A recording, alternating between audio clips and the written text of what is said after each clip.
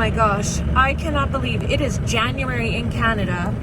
The ambulance hasn't been run in like 2 months at least and wasn't plugged in.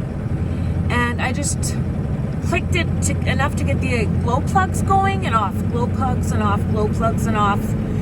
Turned on my second battery. I'm just revving the hell out of it right now. And she's running. I didn't have to plug it in. Yay! Okay, this is so last minute, you guys. It is 20 after 8. It's January 9th, so we are in the range of the new moon, which means no moon in the sky. There is no clouds where I am, so I can see the stars. So if there was going to be any visibility in Northern Lights tonight, there's a really good chance today. I've been out here a couple hours. I'm spending most of my time in the back insulating and coming and just checking. But I don't know if this is going to be successful or not, although I do know I need to be patient. I'm going to have to start the ambulance up every once in a while just to defrost the front windshield, because when I'm sitting up here, I'm still getting all my breath and stuff in here. And if you can see behind me, I have reflectix on the window, and then I have a curtain. It's a blackout curtain, and I'm going to just flip you around. And if you see across the way there, I put reflectix up really quick while I was in here. Really makes a difference. Yeah, I put some more reflectix in between the layers on my blackout curtains. So I did that with all of them in here tonight. Well, that didn't turn out at all. My batteries weren't full enough, and my diesel heater drained my batteries, and my battery pack won't boost it, like always. And so yeah, I have no diesel heater. I hope I have enough propane to last me through the night. I tried to get hold of my son, and hopefully he can figure out where I give him directions to get me out in the country. I don't even know if I should try to boost it myself or wait till the morning. Right now, this little bad boy is my only source of heat, which would be fine if I knew the tank was full, but I used it this summer. I used it on my trip to Alberta and back, and I have no idea if I have enough fuel in there, propane in there, to last the night. I'm literally trying to see the stars right now. I'm so stupid. I am so stupid to have tried this. I can't even see with my phone. How would I even see the northern lights if they came? And it's thick fog out right now. I just feel so stupid right now.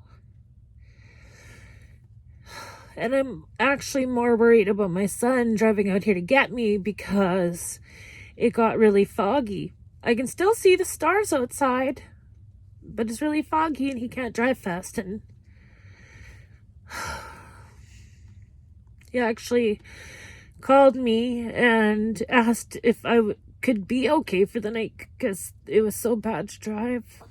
I have no idea why I did this.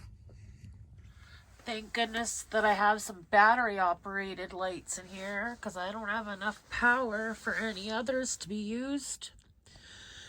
I guess if worst comes to worst, I'll just wrap myself in darn insulation. Well, I'm at home. I'm in the bed warming myself up as much as I can. My son made it out and got me, and got home fine. It was very foggy. It wasn't foggy when I left home, but it's really bad now. And so I'm sitting here and I'm thinking, what did I learn from this? I mean, at first, all I was upset with myself. I was so upset that I, wasn't as prepared as I thought I would be. So, what did I learn? I learned that I need a bigger battery bank.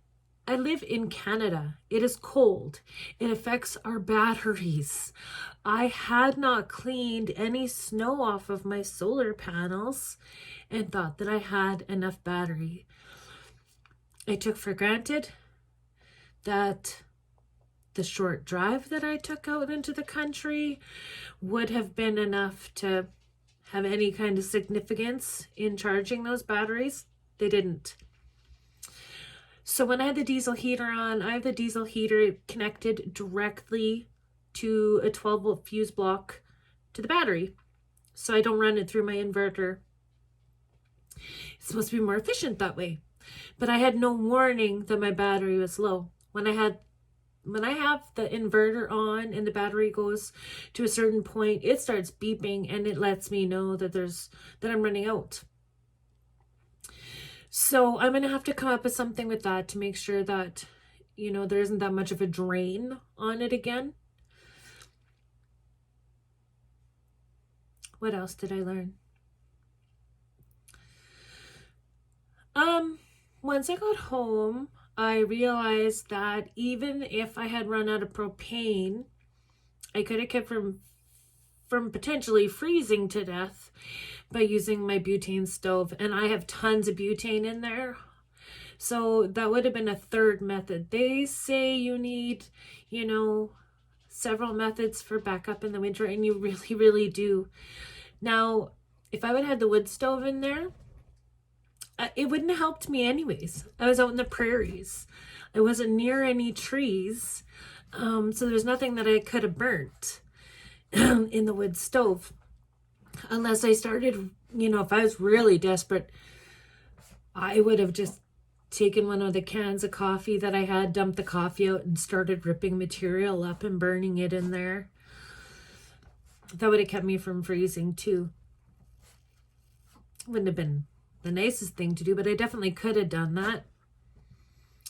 They always say, oh, if you keep a candle in your vehicle, that'll be enough to keep you from freezing to death. That wouldn't have worked in my situation. There's too much area to heat. Yeah. So, I did have lots of blankets. I did have extra clothes in there that helped, so I did layer up. I had my winter boots in there, so I even had my winter boots on under the blankets. I really don't think I had much propane left. So when I did finally turn it on, I just turned it on low, just to make sure that it would last as long as it could. Although I could see my breath in there already. And that was kind of freaking me out just a little bit. So yeah, I also had the insulation Reflectix in there. So what I could have also done was taken the pieces of Reflectix and put it between me and the sleeping bags. And if I had to, honestly, rip open that insulation, wrap a blanket on both sides of it, and roll myself up in it, right? You would do what you have to do. I could have survived it. I don't know. It still scared me, though. I knew that I couldn't go walking anywhere because it's really easy to freeze to death in those situations. You're always safer to stay in your vehicle than to go walking anywhere. The things that I'm thankful for, that where I stopped, I had cell service. When I drove out into the country, I paid attention to how far I was, to which road I was on when I went out. And I would have normally not paid that much attention to that detail. I just feel like, God was with me. So that I actually paid enough attention to that so that I could give very clear, precise directions to my son to come and get me. I'm really thankful that I had left my car keys at home so that he could come get me. I'm glad I didn't go any farther than I did out into the country. Another thing that's a good thing if I was out there longer, I keep non-perishable things that are okay to freeze in the ambulance. So I would have always had food if the situation would have been worse. So yeah, I had food. I could have taken anything I could find to burn inside if I had to. I had lots of diesel. I had lots of diesel in the diesel tank in the ambulance, but that did me no good because I couldn't start the ambulance. I had my booster pack with me, but if you've seen my videos before, it doesn't work with an ambulance. So if I would have made it through the night and stayed out there, I did throw a ladder in with me. So I would have had to climb up top, made sure I cleared off any ice left up on the solar panels, and then used my battery pack to transport the power that was coming in from the solar panels to the house batteries, and then just transferring that power from the house battery to the ambulance battery. I've done that before, and it worked, but I wasn't dealing with the really cold temperatures. So yeah, if you guys can think of any more ways that I could have heated the ambulance interior in that situation, I really want to know. We should always have 2 to 3 sources of heat, and I had 2 at the time that I know of, and one failed because I ran out of power, and the other wouldn't have lasted long because I never refilled my propane. I haven't refilled that propane tank in over a year, so I was lucky I had any left in it. I'm glad that I had lots of clothes in there that I layered up. I'm glad that I had my winter boots and everything with me. I'm glad that my cell phone was fully charged when I left, that I stopped where I had cell service. I couldn't drop a pin. I do not know why that was not working. I was trying to drop a pin to my son. So as great as it is to have the technology of the cell phone, it's not always reliable. If it was dead, if I had no service, dropping a pin wouldn't work. So I'm really thankful that I paid really good attention to which gravel roads I took. Yeah.